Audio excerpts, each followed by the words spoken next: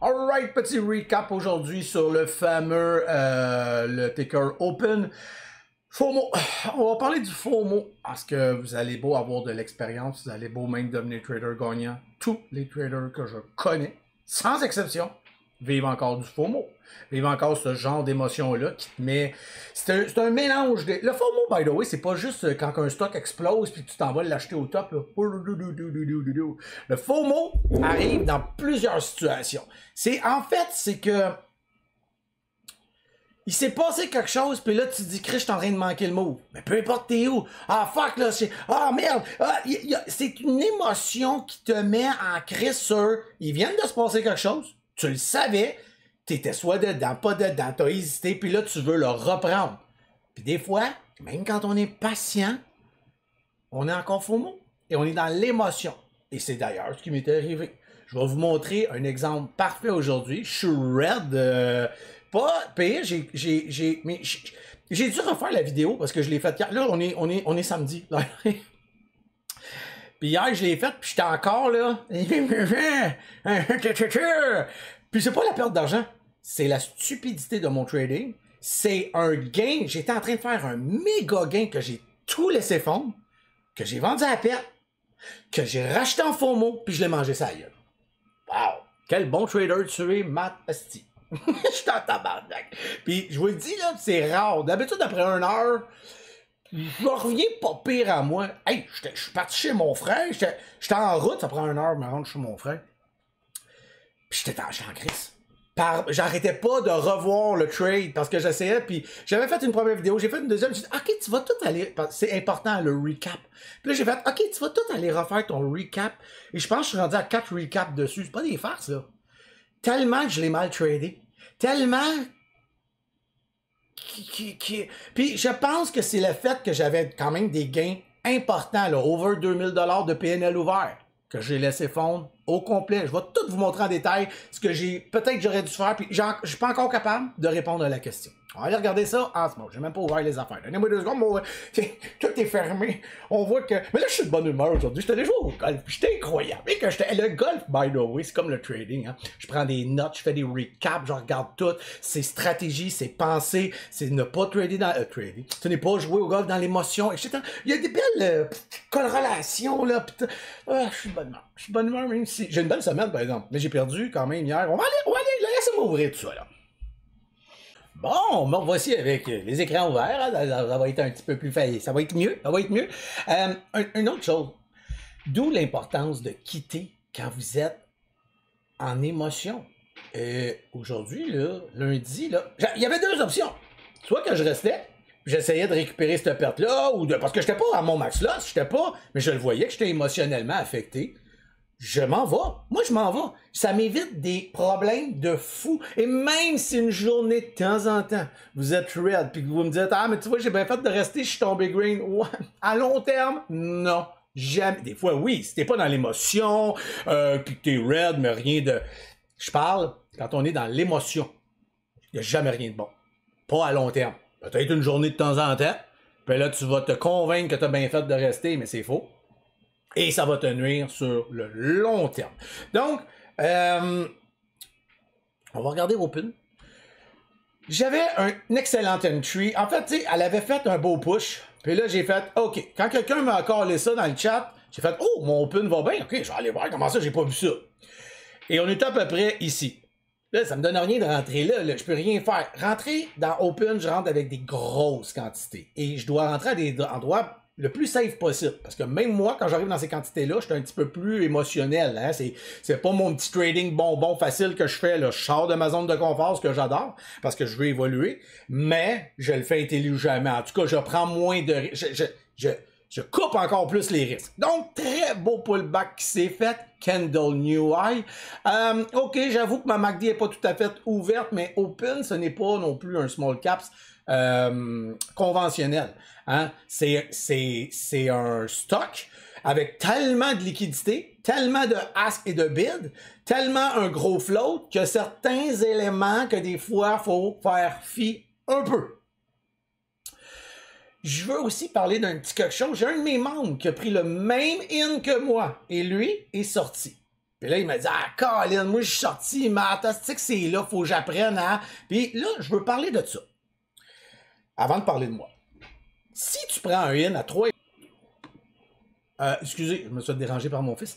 Je disais donc, avant de parler de moi, on va parler de lui. Puis si tu rentres à 3,27, mon idée, c'est de dire, parfait, si je rentre à 3,27 et que je vois que j'ai une ligne de support qui s'est faite à 3,24, je vais sortir à 3,23, max 3,22. J'aimerais le 3,23 parce que quand même assez lent en général open. Hein? C'est quand même, puis on peut sortir pas mal n'importe où si les bids sont là. Donc, 27, 24, OK? 3 ou 4 cents de perte. Je trade toujours des ratios de 3-1. 2-2-1 pour mon cas parce que je suis un petit peu plus expérimenté, donc ça passe, ça va, il n'y a pas trop de problème avec ça, mais pour les nouveaux membres, souvent quand je l'explique, mais même moi j'adore le 3-1 en montant. Puis 3-1 c'est mon minimum, tu sais, j'aime ça que ça aille à 5-1, là, je vais être super content. Je veux donc faire 3 fois la perte. Si j'ai dit que je voulais perdre ici 3 cents ou 4, ben je veux faire 9 cents ou 12. Et tant aussi longtemps que je l'atteins pas, j'ai aucune raison de sortir. Attendez, là. Si j'arrive jusqu'en haut ici, ou ici, puis que ça drop, mais que là, je vois que... Et là, tu sors pas à un break. Si t'as pris le trade, c'est que tu voulais... Tu prenais ce risque-là pour ce gain-là, donc t'as pas de raison de sortir. À moins que ça fait 1 heure que t'es dedans. À moins qu'il y a X raison, parce que mais sans raison valable, on parle ici de 5 à 10 minutes, je veux dire, là, faut être patient. Quand on prend un trade, ça va pas de... c'est pas comme ça, c'est parti, ça va de notre bord. Non, le trading, c'est rempli de t'écœurer, de, voyons, vas-y, écœure-moi donc, ok, bon, vous comprenez? J'étais bien à l'aise quand je suis arrivé ici. Redescends, whip par le bas, un peu. Là, j'ai fait, qu'est-ce que tu es juste ici? J'ai bon, retourne à mon prix initial. Je prends en perte. C'était le prix que je voulais. 3,27. Pourquoi sortir de là? Et je veux juste lui expliquer que, tu sais, permets-toi une perte un peu, là. Puis là, ce qu'il a fait, c'est pas une double gaffe. Je fais ça aussi. Mais il a vu que ça repartait, il l'a repris plus haut. Fait que là, attends. Moi, je suis rentré à 3,27 avec une perte de 3 cents possible pour aller chercher un gain potentiel. Moi, je m'étais mis 45 dans ma tête parce qu'à 45, puis là, je vais revenir avec moi un peu. À 45, je me disais, le 50 va être un problématique, puis ça, je trouve que c'est un beau ratio. C'est un très beau ratio. On va le regarder si j'ai raison dans mon ratio, mais je sais que j'ai raison. Mais bon. Et hop, j'arrive à 45, ma perte est ici, 3,4. Génial! J'ai 3,4, 3,5. Il sort pour pas perdre, mais reprend pour pratiquement 5 cents plus haut.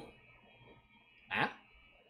Donc, tu as perdu une possibilité de faire un gain de 27 à 45. Là, moi, je dis 45, lui, ça aurait pu être 40. Pour pas perdre de l'argent, mais perdre des gains. Le trading, c'est perdre de l'argent. C'est d'en perdre moins pour en gagner plus. Voilà, j'espère que ça peut l'aider un petit peu. On revient à moi. On revient à moi. OK. Grosse gaffe de ma part, prends une grosse position, let's go, on part. Mais j'ai un plan de match dans ma tête, OK? J'ai un plan de match. Mon plan de match, c'est d'arriver à 3,45. Peut-être vendre une moitié ou pas. Vendre une moitié ou le laisser aller. Si je vois qu'il sera à 47, 48, ben là, attends, là. On est tellement proche du 50 que je vais... Let's go! Et je veux vous montrer quelque chose. La raison du pourquoi que je tripais d'être dedans, là, puis que j'ai fait comme oh my god, oh my god, oh my god. On s'en va voir ça en daily, les amis. Checkez bien ça. Attendez des minutes, là. Et hop.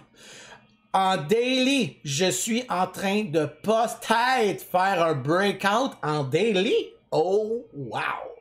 Oh, wow! C'est loin, c'est haut. Mais des affaires comme Open, des fois, je fais du day trading avec ça. Là. Prends ça, je garde ça, puis finalement, je cancelle tous mes rendez-vous parce qu'à 1h de l'après-midi, je suis encore dedans, mais je suis rendu... Écoutez, je suis rendu ici, 3,57, 3,67, tu sais. C'était haut, c'était loin, là. On se fera pas de cachette. Mais c'est pas impossible. Puis à la limite, je voulais aller jouer proche de là. Fait que dans ma tête, là, let's go pour le 3,50. Bon, là où ce que je me remets beaucoup en question, c'est qu'il y avait possibilité aussi de faire peut-être plus qu'un trade. Pourquoi tu tiens ça en day trade? Pourquoi t'as pas... Mais là, c'est ça la psychologie du trading, les amis. Et c'est là que je me demande si j'ai failé. Et je vous le dis, je veux le revoir encore dans ma tête, ce trade-là.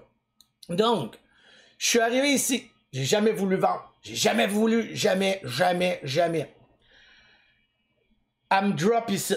Là, je dis à tous mes membres, aïe, aïe, man, je viens-tu de laisser fondre un 1000$, là, parce que là, d'ici à ici, là, il y avait déjà un autre 1000 que je laisse fondre, tu sais, entre ici pis là. Et je suis comme, tabarnane que je suis raisin, mais en tout cas, j'avais un plan de match. Elle repousse un peu. Elle m'offre la possibilité. Elle repousse, là. Hein, juste ici, revient complètement. Elle m'offre du 2-1. C'est pas ce que je veux. C'est un beau ratio pour un niveau comme moi. Mais tu devrais peut-être te prendre un tiers. T'es peut-être dans... Je sais plus. Écoutez, je prends rien. Tête de cochon, peut-être. Je sais plus. C'est là qu'il va falloir que je le revoie et revois dans ma tête. Je sais pas si j'ai bien fait, honnêtement. Et finalement, descend. Hostie, s'en va en bas de mon prix. Et j'ai dit quoi? Que je sortirais à 24. Drop sous la VWAP. On n'est pas encore à 24. Descend. Bon, mais c'est beau, esti, je vends. Et là, je suis fâché. Et mes membres, je leur ai tout dit. Ah, je vais quitter. Moi, je quitte. J'étais encore liste, là. J'ai mauvais. Ah, quel mauvais. Ah, puis là, je suis pas de bonne humeur. Et là, je sais que c'est pas le temps d'être FOMO. Et la bêtise du ciel. Je m'en vais en bas, je fais mes affaires, tatati. Hein, regardez, je m'en vais en bas, je fais mes affaires. Puis là, ben, c'est ça. Puis là, ben, puis... Ah non, c'est vrai, excusez, juste avant, j'avais repris un petit peu ici, puis ça a gossé. J'ai fait non, moi je m'en vais. Et là, on continue. Je fais mes affaires, je m'en vais. Et quand je reviens, ben, on est ici. Et je suis comme, elle me niaise-tu? Mais dans le faux mot, et je suis tilt, là, hein, je suis pas de bonne humeur. Et là, je suis faux mot. Je vois ça, je suis comme, OK, tu fais mon move, mais... puis là, ça, j'ai pas vu ça. Je ne sais pas qu'est-ce qui s'est passé. J'aurais aimé, ben, je n'ai pas vu ça, je veux dire. Regardez bien comment je l'ai pas vu, là, dans deux façons. Je l'ai pas vu sur le niveau 2, je l'ai pas vu comment Kawiki est fort. Je ne sais pas c'est quoi l'intensité de cette mèche-là. Elle semble être vraiment vraie. Oui, ben, c'est majeur ce qui s'est passé ici. C'est majeur, ça, ici. Quand je suis rationnel, quand je suis pas dans l'émotion, jamais j'aurais touché à ce stock-là à partir de là. Faut être raisin, là, d'après ça, là. En tout cas, faut pas... Là, je l'ai pas vu. Peut-être que quelqu'un va dire, non, man, c'était pas si pire que ça, puis ça se peut, là. Mais moi, n'étant pas là, j'ai aucune raison d'aller là. Voyons, qu'est-ce que t'as pas compris, là? À push! Puis là, elle est plus la même, là. Là, les affaires de risque de 3 cents que je vous parle, c'est plus le cas, là. Et c'est là que la catastrophe s'en vient. Parce que je suis arrivé, j'étais faux mot. Et quand je suis monté, puis j'ai fait comme, ben non, tu me niaises. Et moi, c'est ici que je décide de la prendre. OK? Donc, on va aller voir, là, c'est ici dans les faits. Je me dis, il est 9h, là, il faut comprendre quelque chose, je l'explique souvent, ça n'arrive pas tout le temps, d'ailleurs, on a un exemple parfait. À 9h20, vers le 22 et 23, il y a un push souvent qui se fait juste avant l'open, puis là, des fois, c'est enrageant, tu dis, bon, elle explose juste avant l'open. Et j'ai juste réfléchi au côté positif de la chose. On tient le 3,50, mais attention, dans Open, le 3$, le 3,50$, le 4$, le 4,50$, les chiffres ronds ne sont pas autant valables. C'est un big float, pas un big float comme un Apple ou un... Pas ça, là. C'est un gros float par rapport à un small caps. Et c'est à prendre en considération. Les algos peuvent faire ce qu'ils veulent là-dedans. Là. Les market makers s'amusent comme ça. Là. Écoute bien, c'est pas tout. Donc, le 3,50$, c'est pas tant un support, by the way. J'ai comme oublié. J'ai pris pareil. 3,51, intéressant. C'est atroce. MACD fermé. Pas de volume. Je suis FOMO. Je suis frustré et je suis FOMO. Quel con! Et bon, je me dis, OK, j'ai peut-être le push. Puis là, je m'en allais dire, si jamais tu vas me chercher 10 cents, ce coup-là, par rapport à les pertes, parce que je suis dans les pertes, là, je me suis dit, je vais prendre une moitié, l'open va arriver, puis je verrai ce que je fais. Et arrive le genre de 4... Parce que si je prends le 3,51, mon out, c'est du 48 à peu près, là. Et là, ben, casse à 44, man. Aïe, aïe, aïe. Et sans avertir, là. Ça, il n'y a pas d'avertissement, ça. T'as robot, là. Même si t'es à l'ouverture avec des stops, là, ce que tu veux, arrête. Tu te fais slipper, mon chum. Là, j'ai fait, ok, tu me fucking nice. Pourquoi je suis revenu ici? Qu'est-ce que je fais là? Puis je suis sorti. Puis j'ai bien fait de sortir, remarquez bien. Mais c'est un trade complètement inutile. Faux mot, tilté, mal analysé. J'ai la MACD par en bas, j'ai pas de volume. Je rentre dans une affaire de 3,51 qui est pas si mauvais, mais qui est pas bon non plus. Mais voyons, regarde ce qu'elle a fait avant. J'ai même pas pris en considération ces wicks-là. Et je vous le dis dans plein de vidéos. Non, puis quand mes membres sont là, puis je suis en direct, puis je suis en live, puis je suis en stream, je dis, tu touches pas à ça, oui, tu fous, toi. Elle peut me wicker. Mais qu'est-ce que je t'allais faire? Qu'est-ce que je t'allais faire là, moi? Comment ça je fais ça? Parce que je suis faux mot.